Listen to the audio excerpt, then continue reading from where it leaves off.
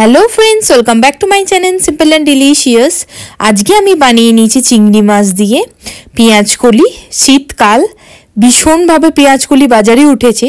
আপনারা প্লিজ এই রান্নাটা ট্রাই করে দেখবেন। আমার মনে হয় খুবই ভালো লাগবে আপনাদের। গরম ভাতের সাথে অসাধারণ একটি রেসিপি আপনাদের সামনে আমি নিয়ে চলে এসেছি। চলুন দেখে নেওয়া যাক কিভাবে বানাই। আলু নিয়ে নিয়েছি, ভালো করে দেখুন লম্বা লম্বা করে কেটে নিয়েছি। নিয়ে এর মধ্যে একটু নুন হলুদটা মাখিয়ে নিয়ে ভেজে নেব। হ্যাঁ, তেলে আগে আলুটা ভেজে নেব। তারপর গরম হয়ে গেছে, আলুটা দিয়ে দিলাম। ভালো করে আলুটাকে ভেজে নেব।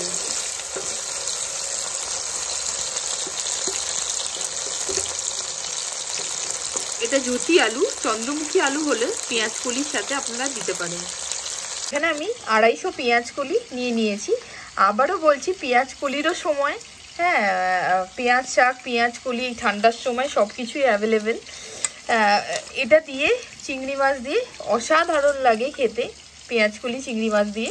ওই রেসিপিটি আমার মা ঠাকুমার কাছ থেকে শেখা, আপনাদের সাথে আমি শেয়ার করে নিচ্ছি। ভালো করে ধুয়ে নিয়েছি আমি, এরকম লম্বা লম্বা করে কেটে নিয়েছি, কেটে ভালো করে ধুয়ে নিয়েছি। দেখুন আলুগুলো ভাজা হয়ে গেছে, এবার তুলে নিই। একটু হাই ফ্লেমে ভেজে নেবেন, বেশিক্ষণ নয়। কারণ কি, এটা আবার যখন কষাবো তখন পেঁয়াজ কলির সাথে দেবো, তো হাই ফ্লেমে একটু ভেজে নেবেন। আমি 250 চিংড়ি মাছ নিয়ে নিয়েছি, খোসা ছাড়িয়ে নুন হলুদ মাখিয়ে নিয়েছি। আর সুর রেখেছি, আপনারা না রাখতেও পারেন, মাথাটা বাদ দিয়ে দিতে পারেন। আমি একটু সুর রেখে দিয়েছি। এবার চিংড়ি মাছটা দিয়ে দেবো তেলের মধ্যে, দিয়ে হালকা করে ভেজে নেবো। খুব বেশি ভাজলে হবে না, হালকা করে হাই ফ্লেমে হালকা করে ভেজে নেবেন, তাহলে তেলটা না মাছের গায়ে লাগবে না। একটু হাই ফ্লেমে হালকা করে ভেজে নেবেন, তাহলে তেলটা একদম ভেতরে ঢুকে যায় না। হাই ফ্লেমে ভাজলে, অল্প ভাজলে হাই ফ্লেমে ভেজে নেবেন। এটা বেশি ভাজলে হবে না। আর মাছটা না ভেজে আপনারা ডাইরেক্টও ইউজ করতে পারেন কাঁচা। চিংড়ি মাছ তো ভাজতে বেশিক্ষণ লাগে না সেদ্ধ হতে। আমি হালকা একটু নেড়ে তুলে নেবো, তাতে কি মাছের যে একটা স্মেল পুরো তেলে যেন ছড়িয়ে দেয়। হালকা করে ভেজে আমি তুলে নেবো। হালকা করে ভাজা হয়ে গেছে, এবার চলুন তুলে নিই।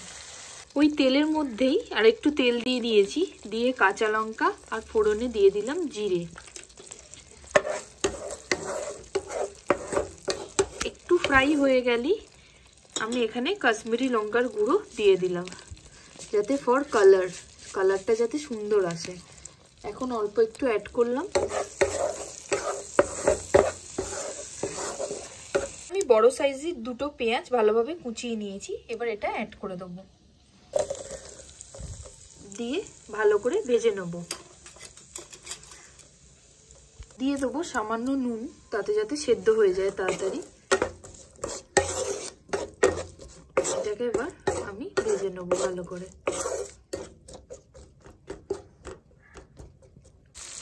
পড়ে যাও। এখানে আমি 1.5টা মতন টমেটো কুচিয়ে দিলাম। বড় সাইজ হলে একটা দেবেন, আর ছোট সাইজ হলে 1.5টা আপনারা দিতে পারেন। একটু টমেটোটা না বেশ ভালো লাগে খেতে এই রেসিপিটায়, এই রান্নাটায় একটু টমেটো বেশি থাকলে বেশ টক বেশ সুন্দর লাগে খেতে। ঠিক আছে, এটা একটু নরম হয়ে যাওয়া অবধি ভেজে নিই। এখানে আমি আদা রসুন পেস্ট 2 টেবিল স্পুন মতন অ্যাড করে দিলাম।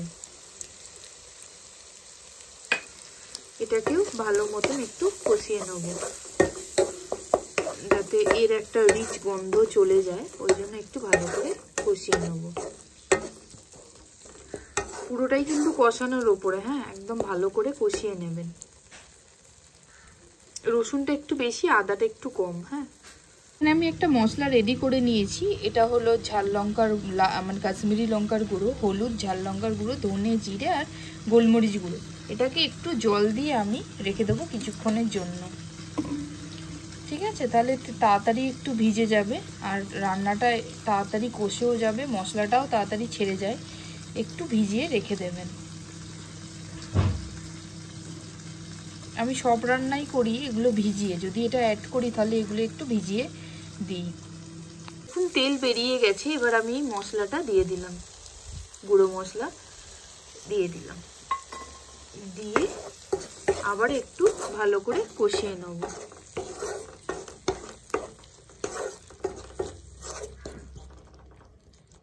দেখুন কষে গেছে, তেলও বেরিয়ে গেছে। এই অবস্থাতে আমি দিয়ে দিলাম পেঁয়াজের কলিটা। হ্যাঁ, পেঁয়াজ শাকের কলি দিয়ে দিলাম, দিয়ে আমি ভালো করে একটু কষিয়ে নেব। একদম জল দেব না, আমি এমনি মশলাটার সাথে একদম ভালো করে কষিয়ে নেব, একদম সুন্দরভাবে যাতে কষে যায়, একটু ভালো করে কষিয়ে নেব।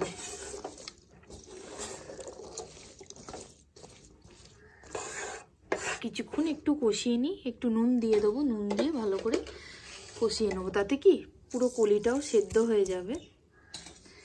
টেস্ট অনুযায়ী নুনটা আপনারা অ্যাড করে দেবেন।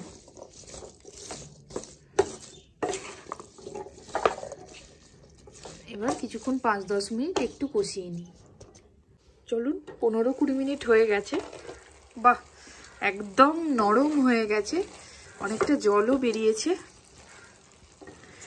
বারবারই বললাম একটু ঢেকে রেখে দিলে না নিজের মতন হয়ে যাবে, মশলাও কষা হয়ে যাবে, সবই হয়ে যাবে। এবার আলু আর চিংড়ি মাছটা দিয়ে একদম বন্ধ করে কিছুক্ষণ করে নেব।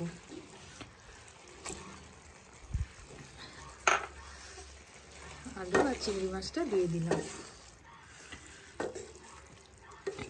দিয়ে ভালো করে ঢাকা চাপা দিয়ে আবার একটু কষিয়ে নেব।